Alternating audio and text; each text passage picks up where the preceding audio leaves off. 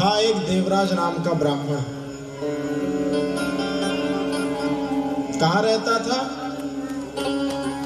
किरात नाम के नगर में। क्या नाम था गांव का? किरात।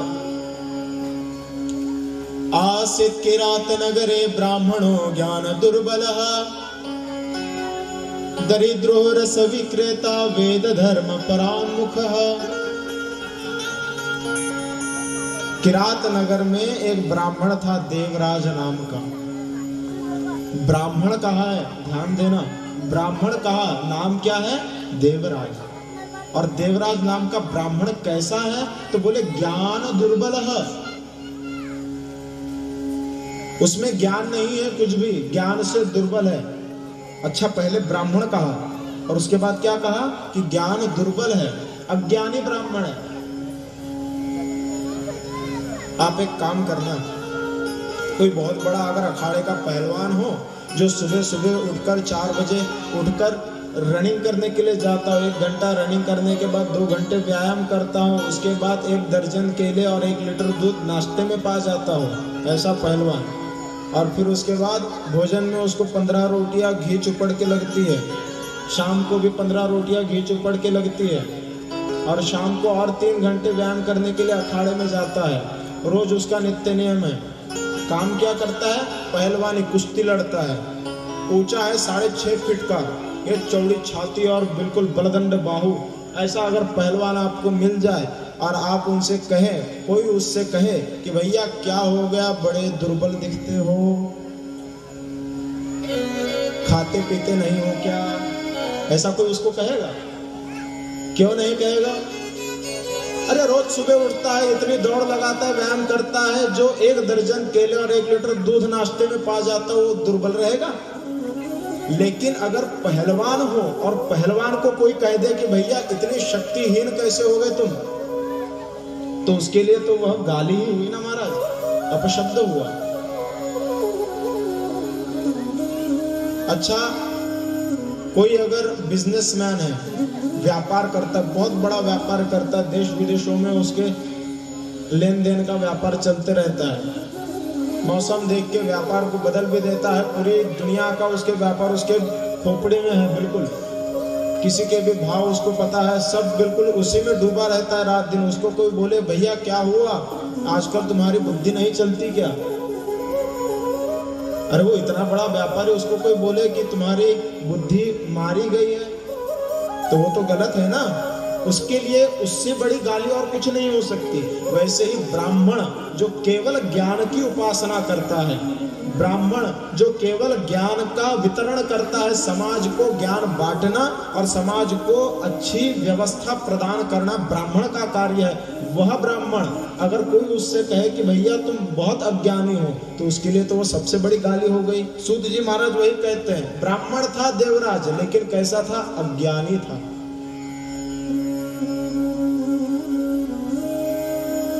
दरिद्र भी था। अच्छा, दरिद्र का अर्थ क्या होता है? गरीब, ऐसे ना हो नहीं, जिसके पास पैसे नहीं है वह गरीब है, लेकिन पैसा लाखों है, करोड़ों में है, सब कुछ संपन्नता पास में है, वैभव है, प्रतिष्ठा है, फिर भी जिसके मन में यह भूख रहती है कि हमें और धन मिले, किसी भी केन प्रकारेण हम धन को प्राप्त करते रहें, वो सबसे बड़ा दरिद्र है। पैसा कमाना गलत नहीं है, कमाना ही चाहिए, और बिना पैसे के जीवन चलता भी नहीं, लेकिन पैसे पास में होने पर भी नित्य निरंतर उसी का चिंतन, उसी की चिंता कि कैसे कमाए कैसे कमाए। थोड़ा भी उसको सब्र नहीं कि 1 लोटा जल लेके शिव जी को सुबह चढ़ाए, नहीं। वो सुबह उठता है और चला जाता है अपने व्यवसाय पर, सुबह उठता है और चला जाता है अपनी खेती पर, सुबह उठता है और किसी दूसरी बात का चिंतन न करते हुए अपने काम का चिंतन करता है। अरे कभी राम का चिंतन करो, कभी शिव का चिंतन करो। लेकिन फिर भी मान प्रतिष्ठा, वैभव, ऐश्वर्य के लिए जिसकी बुद्धि निरंतर भूखी है, उसको कहते हैं दरिद्र, जो असंतुष्ट है। कोवा दरिद्रो यस्तु असंतुष्टः, जो असंतोषी है। तो ऐसा दरिद्र ब्राह्मण यहां था। पहले क्या कहा? अज्ञानी था। दूसरी बार क्या कहा? कि वह ब्राह्मण दरिद्र है। तीसरी बार कहते हैं कि वह ब्राह्मण रस विक्रेता है, लेकिन ऐसा वैसा रस विक्रेता नहीं है, विश्वस्त जनवंचक। जो लोग उस पर विश्वास करते हैं, क्या काम करता था पता है? वो रसवंती जो लगती है ना, अभी गर्मियों के दिन चलेंगे तब फिर रसवंतियां रस्तों रस्तों पर लगेगी। गन्ने का रस, पाइनएप्पल, ये सारी बातों के रस। अभी तो सीताफल के रस भी मिलते हैं और राम फल के रस भी मिलते हैं। आम का रस आप किसी भी मौसम में ले सकते हैं। वो भी रस बेचता था। दिन भर रस बेचने के बाद जितने पैसे आए उससे अपनी गृहस्थी चलाता था। लेकिन क्या हुआ पता है? विश्वस्त जनवंचक, जो व्यक्ति उस पर विश्वास करता है देवराज नाम के ब्राह्मण पर कि नहीं यह अच्छा रस बेचता है, पानी नहीं मिलाता, नहीं ये अच्छा रस बेचता है, जितना इसको चाहिए उतना ही दाम ये हमसे अधिक लेता है, ज्यादा पैसे नहीं लेता, ऐसा जिनको विश्वास था देवराज पर, उन्हीं लोगों को ये ठगता था। जो रोज के ग्राहक उसके पास आते थे, अरे जो नहीं आते उनको बाद में देखेंगे, लेकिन जो आते हैं पहले उनको ठग लिया जाए। ये ब्राह्मण का धर्म नहीं है।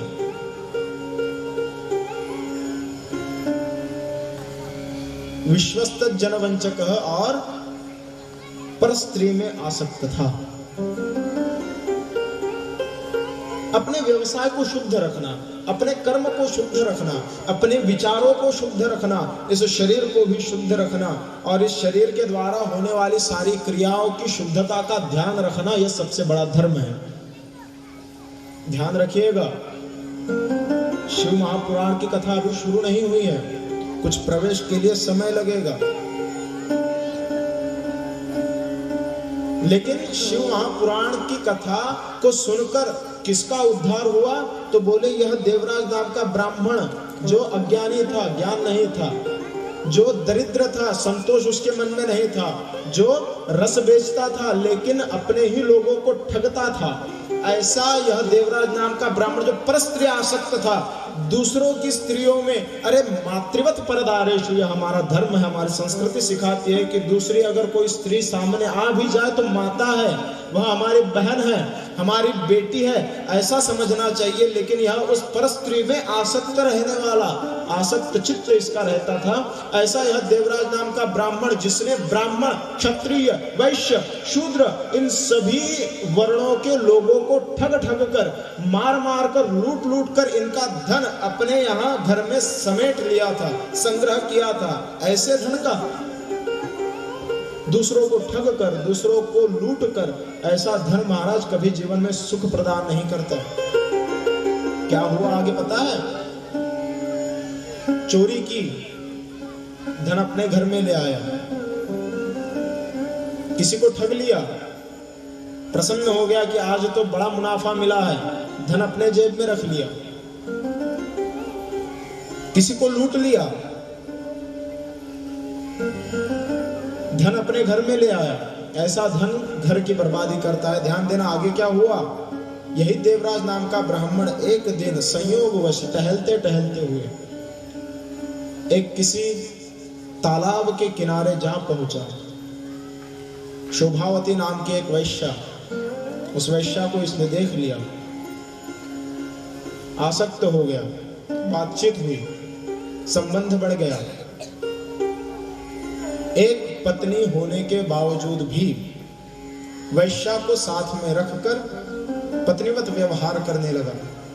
माता समझाती थी, बेटा मत करो ऐसा। पिता समझाते थे, अरे तुम ब्राह्मण हो, ब्राह्मण अगर अपना धर्म छोड़ देंगे तो फिर और लोग समाज के किसको देख के सुधरेंगे? अरे समाज के जो प्रतिष्ठित लोग हैं उन्हीं को देखकर तो बाकी का समाज हमारे पीछे आएगा। अगर तुम ही ऐसा काम करने लगे बेटा, तो फिर कौन हमारी सुनेगा, कौन तुम्हें देखकर सुधरेगा? उल्टा समाज और पतित हो जाएगा और गिर जाएगा नीचे। सुनो मेरी बात। माता की भी नहीं सुनी, पिता की भी नहीं सुनी। पत्नी बार बार समझाती कि आप ऐसा क्यों करते हैं, आपके माता पिता, आपका कुल कितना महान है, आप ब्राह्मण कुल के हो। आप ब्राह्मण कुल के होने के बावजूद ऐसा कर्म अगर करते रहोगे तो फिर आपको शोभा नहीं देता, आपके कुल की गरिमा गिरेगी। जो वैभव, जो प्रतिष्ठा समाज में आपके कुल ने आज तक कमाई है, धूल में मिल जाएगी सब। मानते क्यों नहीं है आप? लेकिन परस्त्री आसक्त था, चित्त उसका उपदेश में नहीं भोग में था। क्या हुआ? सुना नहीं किसी का। लेकिन रोज रोज रोज रोज हमारे बूढ़े माँ बाप आते हैं, हमें बताते हैं, कहानी सुनाते हैं कि अरे ऐसा मत करो, तुम्हारे कुल की प्रतिष्ठा, ये सारी बातें उसको समझ में नहीं आती थी। वो इन सब बातों से ऊब गया कि अरे ये रोज रोज आते हैं, ईर्ष्या करने लग गया अपने माता पिता से। और क्या हुआ पता है? एक दिन छुरी हाथ में लेकर रात को अपने घर में जाकर अपने ही माता पिता का गला उसने काट दिया, पत्नी को मार दिया। उसके बाद क्या हुआ? सारा धन जितना अपने घर में था, माता का, पिता का, अपने पत्नी का, अपने बच्चों का, सारा धन लाया, वैश्या को दे दिया। वैश्या तो प्रसन्न हो गई क्योंकि उसे धन चाहिए था, मानवता नहीं। मानवता को अशोभनीय ऐसा दुष्कर्म करके भी यह दुष्ट प्रसन्न चित्त वाला था। ऐसा यह देवराज नाम का ब्राह्मण। एक दिन लेकिन संयोगवश घूमते घूमते, टहलते टहलते तीर्थराज प्रयाग में वह ब्राह्मण जा पहुंचा। शिवालय था एक बहुत बड़ा।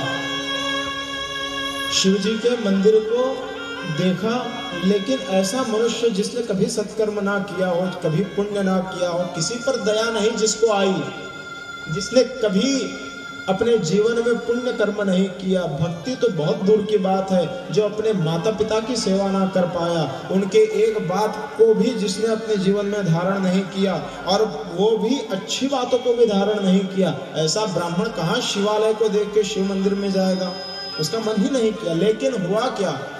जिसका उद्धार स्वयं शिव करना चाहते हैं ना, सारी दुनिया खिलाफ हो जाए, कितना भी बड़ा पापी हो, उसका उद्धार हो जाता है। किसी भी कारणवश वो बुला लेते हैं। क्या हुआ? तबीयत खराब हो गई, इतने दूर गया और बुखार चढ़ गया, ज्यादा शरीर तप रहा था, तो उसने विचार किया अब रुकेंगे कहाँ, चलो मंदिर है, मंदिर में कोई पूछता नहीं है, वहीं जाके विश्राम करते हैं, एक दो दिन की बात है, बुखार उतर जाएगा, चल देंगे अपने गांव, हमें कहाँ रुकना है यहाँ पर। बढ़िया प्रसाद भी चढ़ता होगा शिवालय में, तो प्रसाद को पाके बढ़िया तंदुरुस्त हो जाएंगे, ठीक हो जाएंगे, फिर चले जाएंगे घर। गया शिवालय में, लेकिन उसका बुखार कम होने की बजाय बढ़ता गया। जितना जितना बुखार बढ़ता था, उसको चिंता सताने लगी कि अरे क्या होगा। लेकिन 1 महीने तक वह उस मंदिर में बीमारी से ग्रसित रहा, बुखार में पड़ा रहा, और 1 महीने तक संयोगवश उस मंदिर में एक ब्राह्मण की शिव महापुराण की कथा चल रही थी। बोलिए शिव शंकर भगवान की। शिव महापुराण की यह परम पावन कथा चल रही थी। उसका मन तो नहीं था, लेकिन आप मुझे बताइए, आप फूलों की बाग में अगर जाएंगे, फूलों की बाग है लगी, उसमें अगर आप जाएंगे, आपकी इच्छा भले ही ना हो कि सुगंध हमें ना आए, क्या वो सुगंध आपको नहीं आएगा?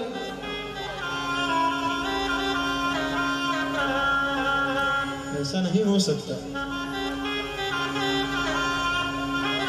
आप कितना भी अगर चाहे, ईश्वर की इच्छा को नहीं तोड़ सकते। अरे जो अपने हाथों से किसी दूसरे को रंग लगाता है, कितना भी वो अगर चाहे कि हमारे हाथ को रंग ना लगे, क्या उसके हाथ को रंग नहीं लगेगा? लगेगा। अच्छा, जो दूसरों को पुष्प भेंट करता हो, क्या सुगंध उसे नहीं आएगी?